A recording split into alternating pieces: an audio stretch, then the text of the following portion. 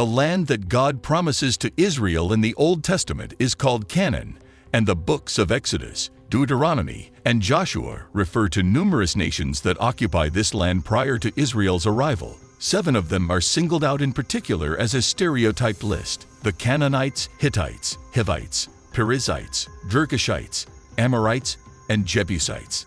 Of these nations, it is the Canaanites who appear most prominently as the rivals of Israel, and yet it's hard to get a sense from the Bible alone of who they were, where they lived, where they came from, and what happened to them. They exist in the story purely as a foil for Israel, as a faceless enemy that must be driven from the land promised to Yahweh's people. However, the Canaanites were also real people, and they have their own story to tell.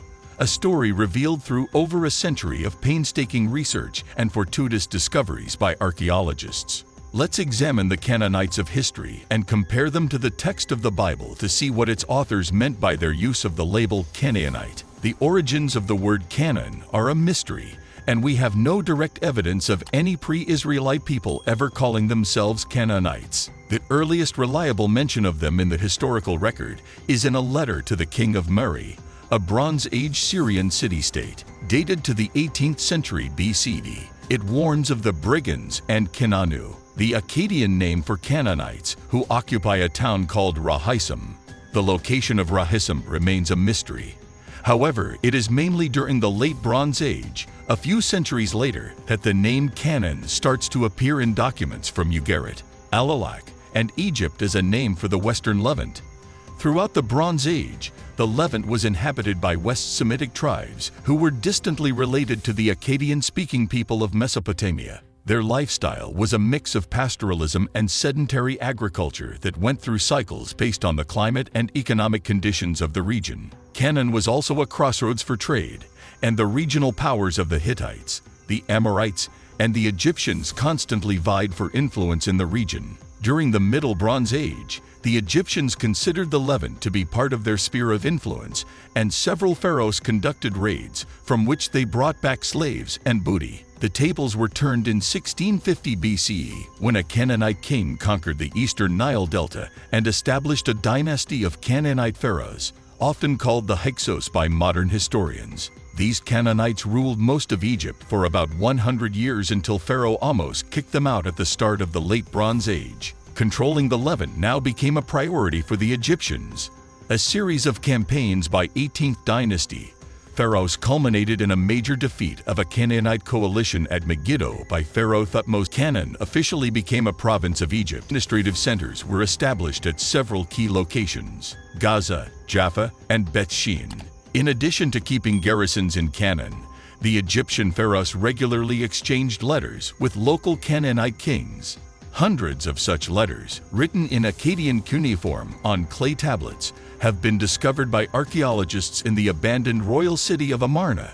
Known as the Amarna letters, they are an invaluable treasure trove of information on Canaan during that time. From them, we know that Canaan was organized according to a city-state/hinterland model. By comparing the letters with archaeological evidence, historians have determined that there were around 15 city-states. Each one had its own territory with smaller towns and agricultural estates that it governed on behalf of the Egyptians. The most notable Canaanite individual during this period was Labayu, an ambitious king of Shechem, who began expanding his own territory at the expense of other city-states, an event known as the Bronze Age collapse. Severe droughts across the eastern Mediterranean caused entire civilizations to collapse and brought large-scale migrations of people to the Near East, including the Philistines, who invaded the coastal regions of Canaan.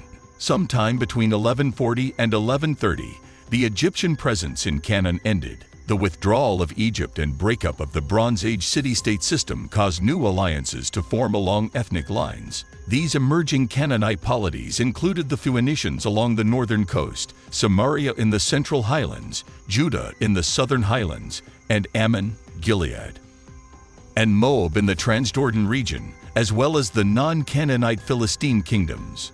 Now that the Egyptian province of Canaan no longer existed, the name Canaan itself fell into disuse. In later times, we find it mainly associated with the cities of Phoenicia.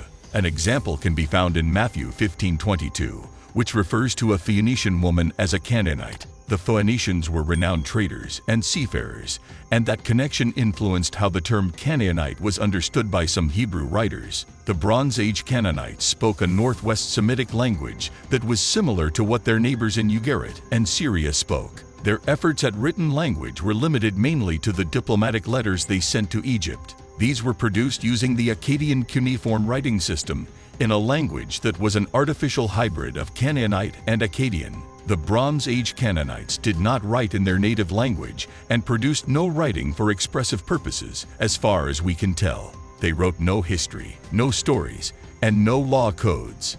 Historian Seth Sanders writes, "By contrast with the abundant Amarna letters, brimming with language and politics, we are hard-pressed to find a single complete sentence in the alphabetic texts of late Bronze Age canon." Sanders, p. 90. In much the same way that Latin evolved over the centuries and diverged into separate regional languages, like Italian, Spanish, and French, a fairly consistent pantheon of gods was venerated throughout Syria and Canaan, and a great deal of literature about their religion and mythology has been preserved at sites like Ugarit to the north. The chief god and head of the assembly of gods was called El. His consort was Ashura, Aserat, sometimes also called Elat, the feminine form of El.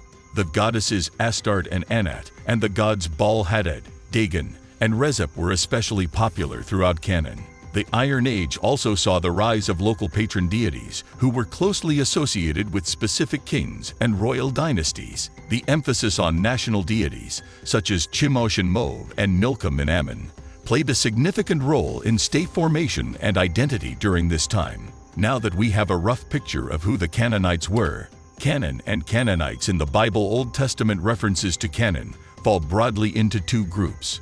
In the historical books, Canaan is simply the land between the coast and the Jordan River that has been promised by God to the Israelites. Canaanite in these passages is used as an ethnic term. The prophetic and poetic books, on the other hand, treat the Canaanites with more nuance. They often connect the term Canaanite with the Phoenicians and use it as a synonym for merchant or trader. For example, Isaiah 23:11 explicitly equates Canaan with the Phoenician city-state of Tyre. Hosea 12:7-8 compares Ephraim, Israel, with a trader/Canaanite who cheats his customers. Ezekiel 17:4 describes Israel as being replanted in a land of Canaanites, traders, during the Babylonian exile, and Zechariah 14:21 declares that one day, no longer will any Canaanite be seen in the house of Yahweh Sabaoth. Isaiah 19:18 delivers a remarkable oracle predicting the allegiance of 5 Egyptian cities to Yahweh, stating that in that day, the Egyptians will speak the language of Canaan.